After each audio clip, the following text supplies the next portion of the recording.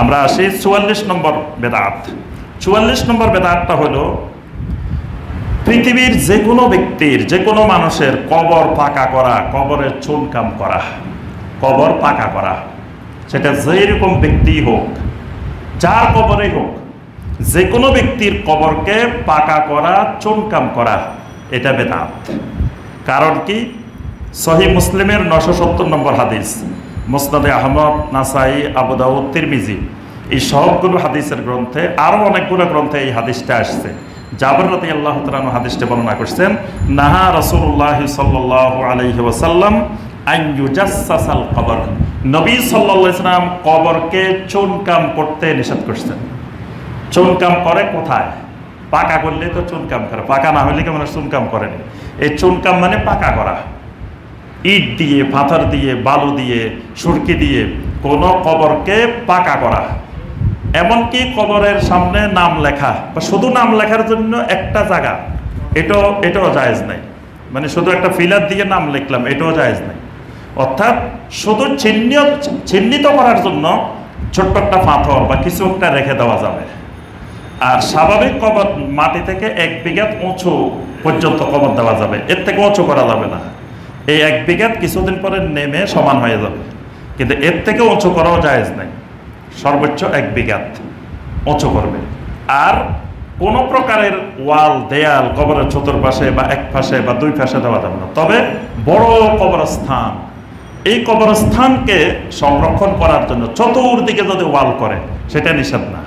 কিন্তু একজন ব্যক্তির, দুইজন ব্যক্তির, তিনজন ব্যক্তির কবরকে এরকম পাকা করতে, চুনকাম করতে রাসূলুল্লাহ সাল্লাল্লাহু আলাইহি ওয়াসাল্লাম নিষেধ করেছেন।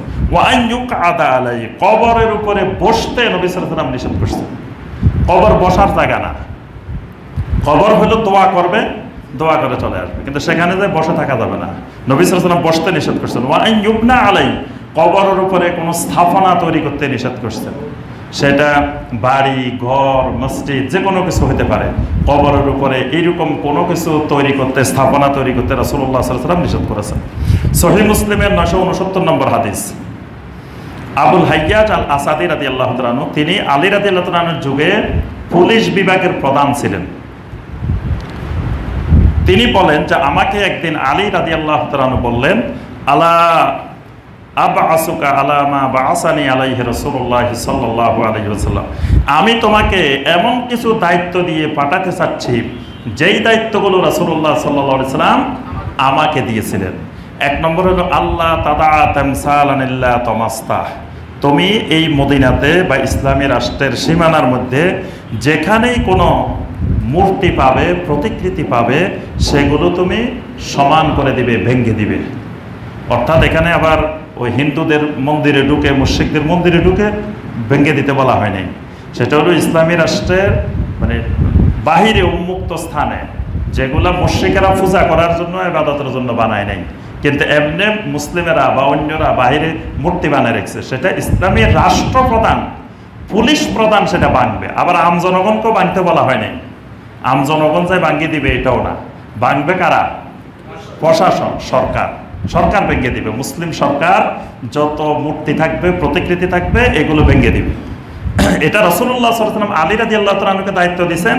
আলী রাদিয়াল্লাহু তাআলা আনহু তার পুলিশ বিভাগের প্রধানকে দায়িত্বটা দিচ্ছেন। ওয়ালা কাবরান মুশরিফান ইল্লা সাওয়াইতা, যত উঁচু কবর পাইবা ইসলামী রাষ্ট্রের সীমানার মধ্যে, সমস্ত উঁচু কবরকে ভেঙ্গে সমান করে দিবা। অর্থাৎ কবরের উপরে যদি কিছু থাকেও সেগুলো ভেঙ্গে চুরে তুমি সমান করে দিবে। এটাও ইসলামী রাষ্ট্রের, মুসলিম রাষ্ট্রপ্রধানের দায়িত্ব। এরপরে কোনো ছবি যদি কোথাও পাও, সূরা, যদি কোনো সূরা, ছবি পাও, সে ছবিগুলো নামাই দিবে, ভেঙে দিবে। আরেকটি হাদিস সহিহ মুসলিমের ৯৭১ নম্বর হাদিস, আল্লাহ রাসূল সাল্লাল্লাহু আলাইহি ওয়াসাল্লাম বলেন, কোনো ব্যক্তি কবরের উপরে বসে থাকা, এটার থেকে তার জন্য একটি জ্বলন্ত অঙ্গারের উপরে, কয়লার উপরে বসে থাকাটা অনেক ভালো। মানে এক জায়গায় জ্বলন্ত কিছু কয়লা তো চিনছি আমরা, এই কয়লার উপরে বসে থাকাটা একটা কবরের উপরে বসে থাকার চাইতে অনেক গুণ ভালো। এটাও সহিহ মুসলিমের হাদিস। এই জন্য এই ফতোয়াটা দিয়েছেন ইমাম ইবনে হাজম, ইমাম কুরতুবী, ইমাম ইবনুল কাইয়িম, ইমাম সানাআনী, আল্লামা শাওকানী, তারপরে ফতোয়া লাজনা দায়মা, শাইখ বিন বাজ, শাইখ উসাইমিন, তাদের সবার ফতোয়া হলো কবরের উপরে কোনো ধরনের স্থাপনা নির্মাণ করা বেদাত জায়েজ নাই, পাকা করা জায়েজ নাই।